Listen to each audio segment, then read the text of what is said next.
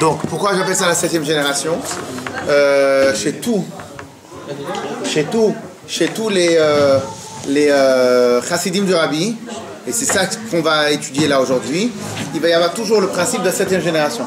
Les chassidim du Rabbi, on va être appelés, en tout cas la génération du Rabbi va être appelée la 7e génération. Point à la ligne. C'est-à-dire,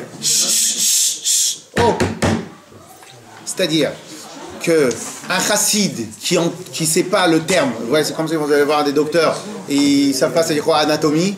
Bon, il y a un problème le docteur, il faut aller voir ailleurs s'il y est. Ok. Donc il y a des mots classiques, des mots du lexique, Ah, c'est pas un fondamental, c'est oui un fondamental, mais pour l'instant je parle seulement sur le côté lexique. Okay. C'est partie du lexique de base du chassid du Rabbi. 7e génération. Celui qui sait pas c'est quoi le principe de Dor HVI, la 7e génération, je crois qu'il a sauté un ou deux trucs quoi. Ok. Donc ça c'est le premier point. Le Inyan de la 7e génération, c'est alors. Donc, comme je l'avais dit la semaine dernière, je vais le répéter, ce Mahamar-là, il est extrêmement important pour le Yudjvat et le jour où le Rabbi va devenir Rabbi. Alors, excusez-nous, s'il vous plaît, stop. Donc ce Mahamar-là de Bati Legani, de Tafshin Yudalef, 1951, 5711, et en tout cas je le considère comme ce qu'on appelle la feuille de route du Rabbi. Cela veut dire que tout ce que le Rabbi il voulait pour la 7e génération, l'objectif de la 7e génération, et pas seulement l'objectif, la manière comment on va atteindre l'objectif, il est dans ce Mahamar. La technique de comment atteindre l'objectif. Donc, 1, définir l'objectif. 2, la technique essentielle de la 7e génération. Ça, c'est dans ce Mahamar-là. Vraiment, moi, je pense vraiment sans aucune exagération que on peut comprendre tout le Rabbi dans ce Mahamar. Ok, en tout cas, tout ce que le Rabbi veut de nous. Pas le Rabbi, tout ce que le Rabbi veut de nous. Et donc, c'est pour ça que j'ai appelé ça la feuille de route. Et donc, un chassid qui n'a pas étudié ce Mahamar-là, ou qui ne le connaît pas par cœur, ou qui n'a pas bien révisé, et voilà, c'est comme si tu vas un avocat qui va faire avocat que pour de l'argent. Donc, c'est possible qu'on le fasse pour de l'argent. Mais que pour l'argent, non, c'est un problème. Ok, docteur, c'est aussi peut-être pour l'argent, mais que pour l'argent, c'est un problème. Ok, c'est que pourquoi? Parce qu'il a fait sauter un fondamental, il a fait sauter n'importe quoi. Ce Mahamar-là, c'est le number one. Ok.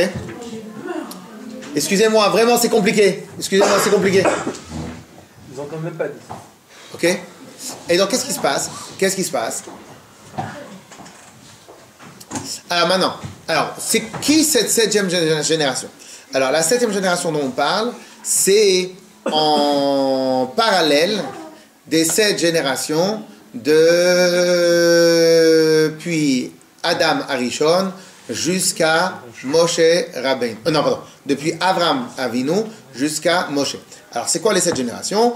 Le Rabbi, il a ramené dans le Mahamar le Midrash qui dit que depuis Adam Arishon, on a eu 7 grandes fautes qui ont, je suis obligé de faire un résumé de la paracha de ce qu'on a étudié la semaine dernière, 7 grandes fautes qui ont repoussé la Shekhinah de quoi? De la terre jusqu'à le 7e ciel. Alors c'est quoi les 7 fautes? C'est tout simplement, c'est quoi les 7 fautes? En la toute première faute, ça va être Adam Arishon, la faute de Chet Etzadat, de l'arbre de la connaissance.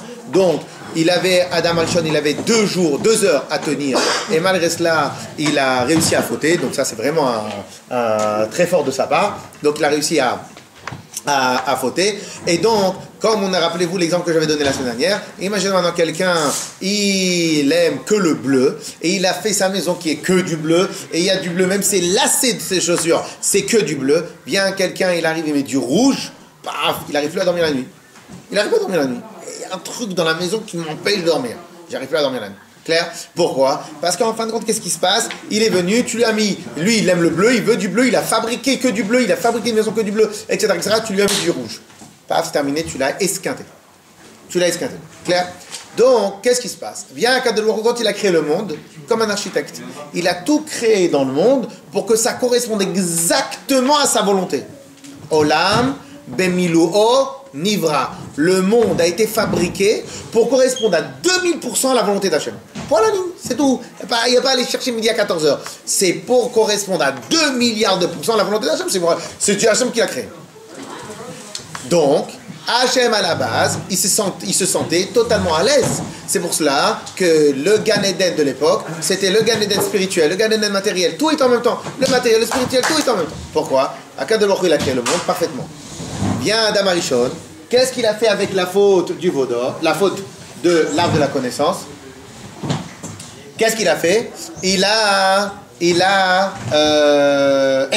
faute, Hachem il était là, présent là. Qu'est-ce qu'il a fait à travers la faute? Hachem ne se sent plus bien. Hachem se retire. De là au ciel numéro 1. Il se retire. Il s'en va du monde. C'est pour cela qu'après Adam Arishon, il est resté sur la terre. Et Hachem, il a fermé les portes du Gan Eden. Il y a marqué, il a mis 2 anges qui vont protéger l'entrée. Il a fermé la porte du Gan Eden. Et tout ce qui est spirituel, c'était que matériel maintenant. Clair? Ensuite vient Caïn et Hevel, le meurtre. Ils ont créé la notion du meurtre. C'est ce qu'on avait étudié la semaine dernière, la création de la notion de la faute. Le meurtre, deuxième. Après, Enoch, il est arrivé, il a créé la notion de l'avodazara, de l'idolâtrie. Il a repoussé. Tac. 1, 2, 3, 4, 5, 6. Enfin, c'est 6 ciels ou 7 ciels, parce que le dernier. Ok? Je sais pas, on dit le 7e, Raki Ashvi. Je sais pas comment on compte là. Du 7, du 7 au 6. Donc 1, 2, 3, 4, 5, 6, 7. Ouais, c'est comme ça. Alors maintenant, qu'est-ce qui se passe? Et le 7e ciel, c'est l'état où Hachem il est très long. Clair? Très bien. Alors maintenant, qu'est-ce qui se passe? Viens. Ce cas, c'est pour l'instant, je fais un résumé de la semaine. Viens. Oui. Alors, il faut en faire. Viens. Ici. Attends. Ici. Tiens. C'est bon. 5, 7. Voilà, c'est bon, tu l'as. Ouais. Non, que celle-là. Celle-là. La deuxième, celle qui est remplie. Tiens. Donc ça, je fais ça. Ouais. Et donc, qu'est-ce qui se passe? Eh bien, la semaine dernière, le rabbi il explique dans le Mahamar. J'ai pris sa chaise. Le rabbi il explique dans le Mahamar que maintenant, qu'est-ce qui se passe? Et donc, ça, c'est le Midrash qui nous dit ça. Qu'en fin de compte, donc Hachem, il a été viré de la terre. Et après, grâce au travail de 7 tzadikim, qui sont Abraham, Yitzhak, Yaakov, si on va les écrire, bon. Abraham, Yitzhak, Yaakov. Abraham, Yitzhak, Yaakov, Lévi, Kehat, Amram et Moshe Rabbeinu. Par la force de 7 tzadikim, on a réussi à faire descendre Akadosh Baruch Hu de retour sur la terre. Donc dans le matériel. Donc le rabbi il a bien insisté, comme ça on a bien insisté la semaine dernière, qu'en vérité, pour nous, ce qui nous concerne le plus, c'est Moshe Rabbeinu. Pourquoi c'est Moshe Rabbeinu? Parce que ça nous concerne à nous. Alors nous, on est sur terre. Donc en vérité, ce qui est important pour nous, c'est de voir Hachem avec nos yeux. Oui ou non? Ce qui est important pour nous, c'est pas qu'on nous raconte sur la sortie d'Égypte. C'est qu'on sort d'Égypte. Ce qui est important pour nous, c'est pas que les Lévi'im, ils ont la Torah parce que c'est... Ce qui est important pour nous, c'est que on reçoit la Torah. Ce qui est important pour nous, c'est l'alliance avec Hachem. Ah, que tu nous racontes ton grand-père, ton grand-père, il était attaché avec Hachem. Mais moi, je veux être attaché à Hachem. Donc, ce qui est important pour nous, c'est la concrétisation de tout cela. La concrétisation, elle est sur terre. On est d'accord? Donc, ce qu'on a étudié dans le Midrash, c'est qu'ils sont venus 7 tzadikim, Abraham, Yitzhak, Yaakov, Lévi, Kehat, Amram, et Moshe Rabbeinu, il est venu, il a réussi à signer le contrat, descendre le contrat ici-bas. Ok? Ça, c'est ce qu'on a étudié la semaine dernière en substance. La semaine dernière, on avait expliqué la gravité que la Kedusha s'en va d'ici vers là-haut, parce que ça, c'est l'essentiel. On a expliqué la gravité, parce qu'elle n'était pas grave seulement par rapport à la quantité, mais c'est par rapport aussi à la qualité. C'est la première fois où on virait le patron de chez lui. On a inventé la notion de faute, la notion d'insolence, la notion d'aller contre la volonté d'Hachem, la notion de... Toutes ces notions-là. Donc c'était la source, la faute de l'arbre de la connaissance et la source de toutes les fautes qui existent. en contrepartie, réussir à faire descendre la Shrina, je ne vais pas l'expliquer longtemps, maintenant on l'a expliqué à sa mère, réussir à faire descendre la Shrina, c'est quoi? C'est la réparation de la faute originelle. Donc en fin de compte, réussir pour Moshe Rabbeinu à faire descendre la Shrina en bas, c'est pas juste réussir à faire encore une étape. C'est je répare la faute originelle comme si jamais Dieu avait été parti du monde. Donc c'est le summum, du summum, du summum, du summum de tout. Clair?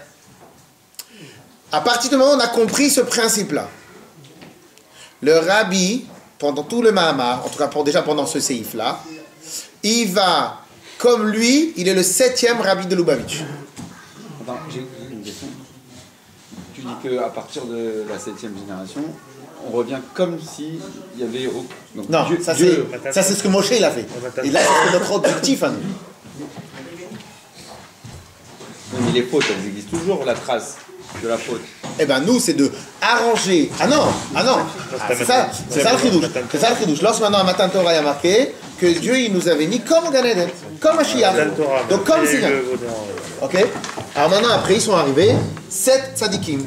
Alors, en comparaison, on va arrêter les comparaisons jusqu'aux chiffres pour l'instant. Le rabbi, dans des sichot, il explique que la comparaison n'est pas que juste aux chiffres, il est aussi sur le service de Dieu. Mais on va arrêter que sur ça. Donc, on a le premier rabbi de Lubavitch, le Admour Hazaken, on va appeler le Admour Hazaken, ok, le Admour Haim Saï, messieurs s'il vous plaît, Admour Haim Saï, le Tzemach Tzedek,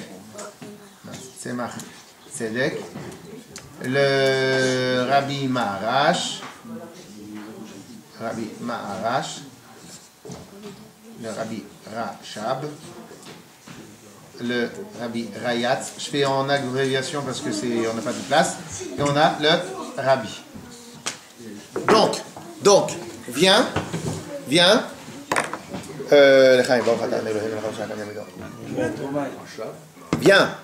le Rabbi, et il dit comme ça. Alors maintenant c'est un tournant très très très très très important. On va enlever tout ce que certaines mauvaises langues ils pourraient parler, comment tu peux te comparer toi avec Abraham. On enlève toutes ces mauvaises langues qui ne servent à rien, puisque ça ne sert à rien. Mais on va expliquer ce que le Rabbi dit. Le Rabbi vient, il dit comme ça.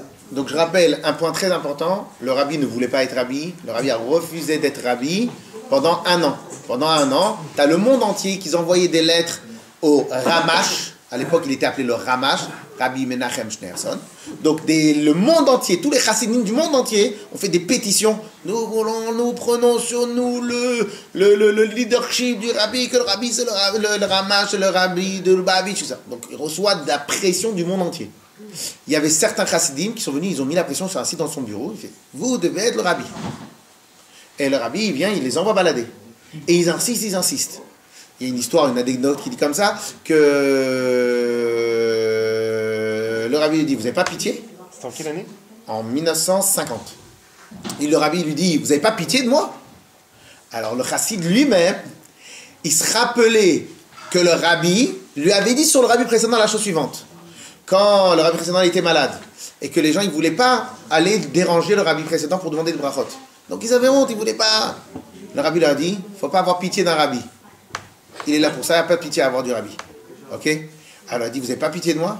Il fait, Rabbi, c'est vous qui m'avez dit qu'il ne faut pas avoir pitié. Oui, mais il ne faut pas faire les mehadrin. Il ne faut pas faire les mehadrin, il ne faut pas faire la mitzvah zélé dans le pas. Il faut faire ce qu'il faut faire. Bon, peu importe. En tout cas, il reçoit une pression de tout le monde. Donc il ne veut pas devenir Rabbi. Donc en fin de compte, aussi, lorsqu'il a dit oui, il n'a pas dit oui, stam comme ça pour s'amuser. Donc il a dit oui, peut-être que pendant un an il a réfléchi, il a pris conscience de c'est quoi. Je vous rappelle que Rabbi, il n'a pas pris une après-midi de repos pendant 60 ans, pendant 50 ans. Donc ça veut dire qu'il avait conscience de sur quoi est rentrée l'histoire. Donc tu peux moins étudier, tu t'occupes pas de ta femme, voilà.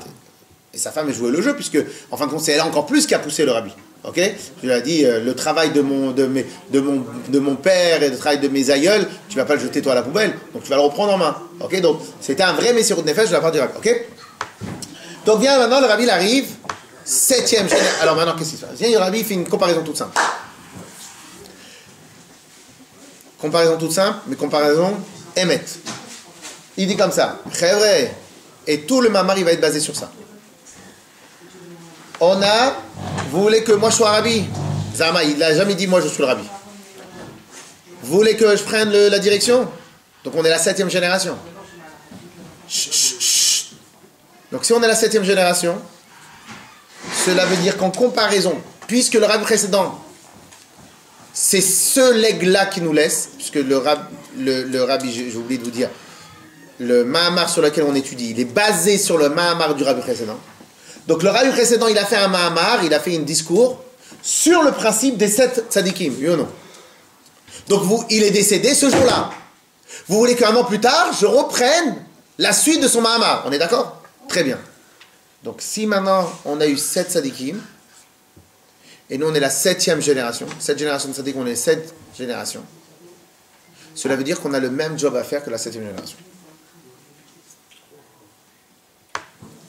Si on a le même job à faire qu'on a la 7e génération, donc la première chose à faire, c'est comprendre quel était le job de la 7e génération originelle. La 7e génération originelle était de faire descendre Dieu, mamash sur terre. Matan Torah va yered Hashem al Sinaï. Dieu il est descendu sur terre. Maintenant, à cause de la faute du veau d'or, Dieu il est reparti, il y a eu le Beth Amikdash, il y a eu plein de... Donc aujourd'hui, c'est quoi le job? Le dernier job qui reste à faire au Bnei Israël, c'est quoi? Mashiach. C'est quoi Mashiach? Dans la Chassidoute, on ne va pas commencer à expliquer maintenant. Dans la Chassidoute, Mashiach est faire descendre Dieu sur terre. Ni plus ni moins. C'est le Gan Eden, mais en version milliards de fois améliorée. Ok, c'est Mashiach, c'est ce qu'il y avait à l'époque du Gan Eden, mais en version 5778 fois améliorée. Ok? Donc, le rabbi vient, il va dire, il va expliquer, ça, c'est notre job. Je suis le rabbi? Je suis le rabbi? Alors je vous explique. C'est la feuille de route. Je suis le rabbi? Signé. Signé en bas de la page. Ok? Donc ça veut dire que c'était extrêmement important pour le rabbi de dire ça quand il devient rabbi. Je suis le rabbi, moi? Signé en bas de la page. Ok? C'est pour ça que moi je tiens que quelqu'un qui ne connaît pas ça, il est autre chose. Il est rabbi de Bobov, il est chassid de Bobov, chassid de Ber, chassid de Breslev, chassid de ce que tu veux, hein? Chassid de ce que tu veux. Un chassid du rabbi, tu n'es pas. Un chassid du rabbi, tu n'es pas. Ça c'est sûr. Si dans ta tête à toi, tu ne comprends pas que ton job dans ce monde-là, c'est de faire venir Mashiach, un chassid du rabbi, tu n'es pas. Chassid d'un rabbi peut-être, mais pas du rabbi. J'attends ici que tant que vous absorbez 2 secondes ce qu'on a dit. Ok? Donc j'insiste et je réinsiste. Comme la semaine prochaine vous êtes là, donc je n'aurai pas besoin de réinsister. J'insiste. Le rabbi donne une feuille de route. Et c'est pour cela que le terme 7e génération est si primordial dans la Torah, dans Chabad, 18, 19, 20e siècle. Dans Chabad, 20e siècle, 7e génération, le terme 7e génération, c'est le number one. Sans 7e génération, tu ne comprends pas qu'est-ce que le rabbi veut de toi. Alors je sais qu'il y en a qui connaissent un peu plus, il y en a qui connaissent un peu moins. C'est comme ça que j'enseigne, il y a des moments où je m'arrête pour que chacun comprenne.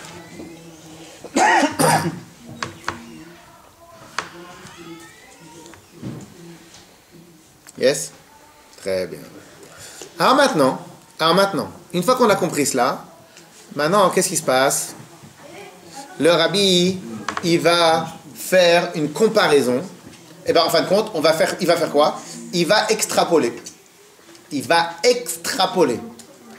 Alors, la règle, dans toute chose, dans toute personne qui aime réfléchir, dans toute chose intelligente, tu veux réussir à monter un magasin de chocolat dans un centre commercial, tu vas voir dans un autre centre commercial qui a plus ou moins la même densité de population, tu vas voir le chocolat, quelle sorte de chocolat il fait, première étape, deuxième étape, tu fais la même. D'abord, tu dois aller analyser l'original. Quand tu as analysé l'original, tu viens, et si tu es un peu chacham, tu théorises l'original et tu la mets en application. Clair? Viens maintenant, qu'est-ce qu'il faut faire? Il faut théoriser Moshe Rabbeinu. Il faut théoriser Moshe Rabbeinu, théoriser le mot 7e génération. Et une fois que tu as théorisé 7e génération, théorisé Moshe Rabbeinu, théorisé 7e génération, à ce moment-là, tu avances. Yes. Je vous avais dit la semaine dernière, Laïvi, t'as pas? Alors, je vous avais dit la semaine dernière que le rabbi, donc c'est mon ami ici présent, Jacob, on a pas mal de fois étudié ce Mahamar, il m'a dit, regarde-le quand même. Je sais que tu connais par cœur, mais tu connais pas. Je sais que tu connais, mais regarde.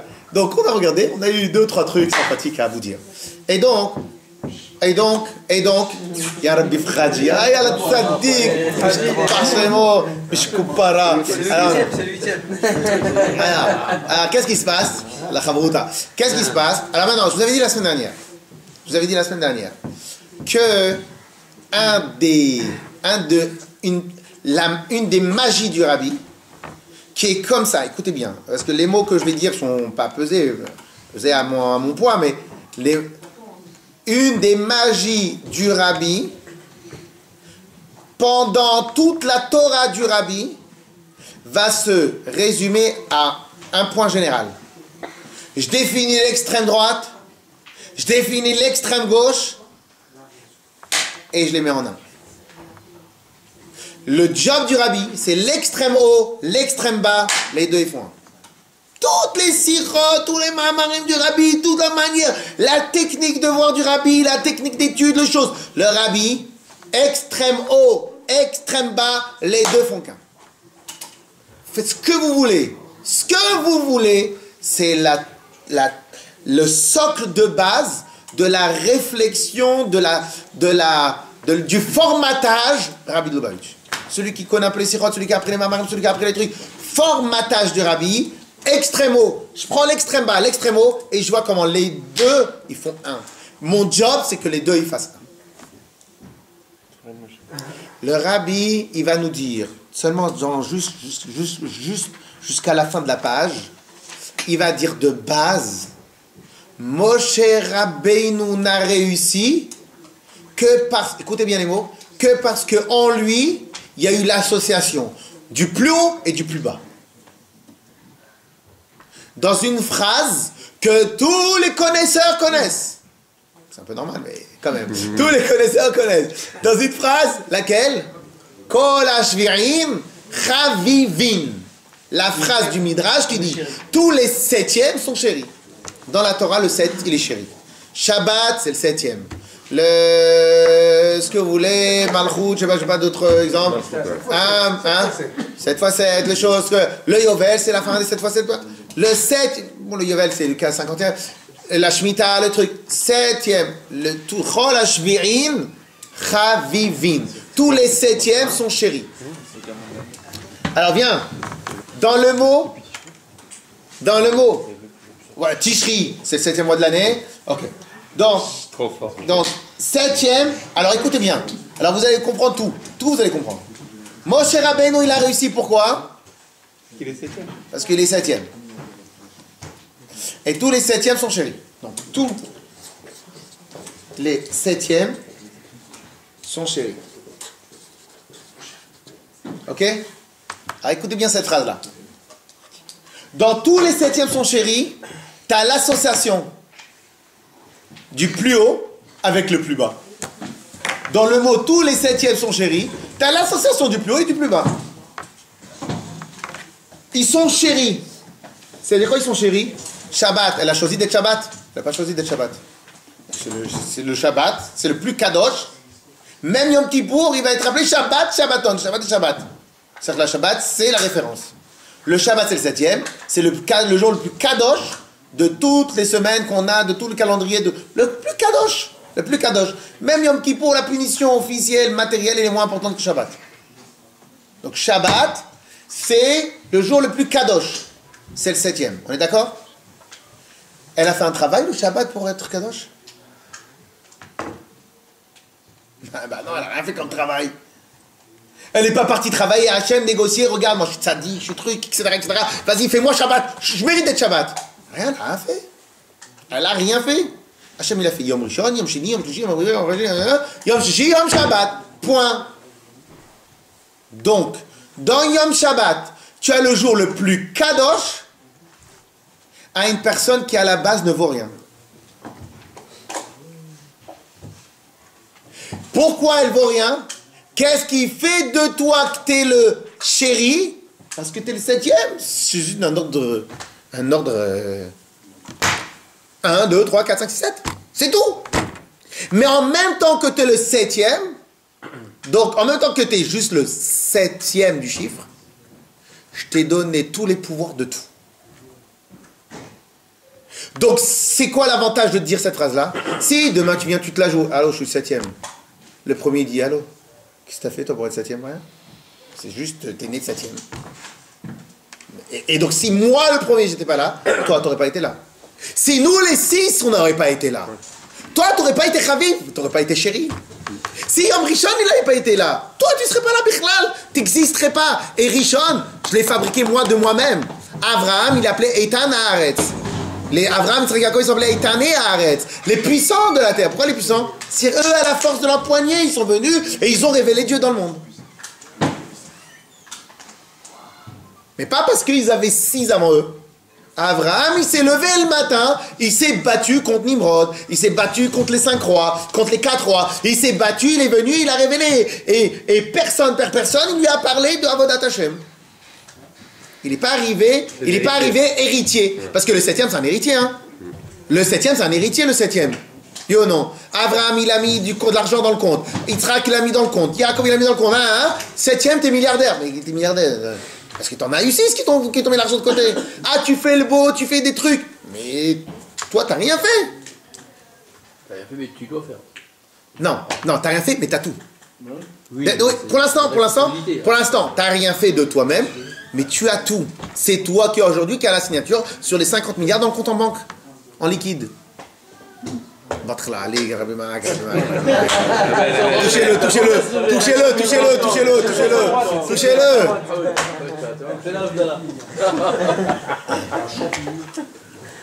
Ok? Et donc, qu'est-ce qui se passe? Clair ou pas? C'est la même svara partout, c'est la même logique partout.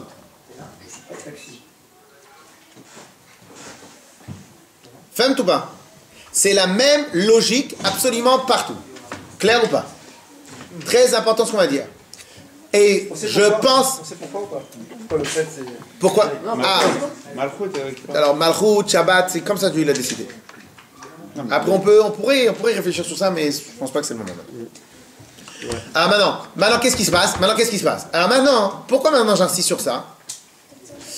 Parce que je pense sincèrement que celui qui a un tout petit peu vu le rabbi, étudié le rabbi, regardé le rabbi faire, regardé sa manière d'être, regardé sa manière de marcher, regardé sa manière de tout. Le rabbi avait toutes les qualités possibles, inimaginables, c'est un tzaddik.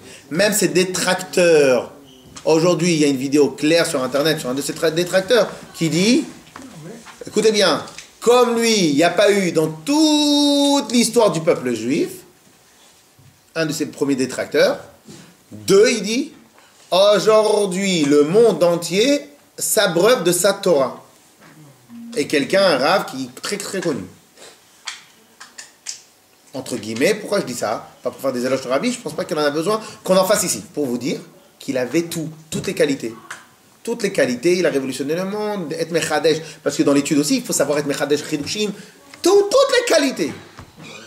En même temps, j'en suis persuadé que c'est comme ça sa logique à lieu le rabbi. En même temps, il considérait que tout ça, il n'avait rien fait pour l'avoir. Parce que s'il n'y avait pas le Admor Zaken qui avait initié la Chassidut Chabad, s'il n'y avait pas le Admor Haim Tzaï qui avait expliqué la Chassidut, t'es encore donné. Il vend quoi, lui? Mais il a quoi à vendre? Il n'a rien à vendre. Le rabbi considère, lui, il n'a rien à vendre. Pire que cela, le rabbi lui-même, il dit continuellement, c'est le rabbi précédent, le rabbi. Moi, je suis rien. Donc, en même temps qu'il avait tout, il considère que lui, il fait que de... Même, écoutez bien, même les shluchim, vous voyez le kimoussa shluchim, là, vous savez comment le rabbi l'appelle les shluchim? Sors. Il appelle les shluchim, écoutez bien, les shluchei kvod dushat mori vecham